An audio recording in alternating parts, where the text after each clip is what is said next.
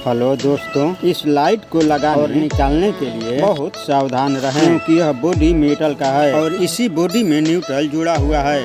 आइए जानते हैं इसका खोलने का तरीका क्या है। एक नुकीली चीज लेकर इस पर ऐसे प्रेस करने से बाहर आ जाएगा और इस तरफ से ठोक देने से किट बाहर आ जाएगा। इसी अर्थ से बॉडी में न्यूट्रल आता है। यही इसका किट है।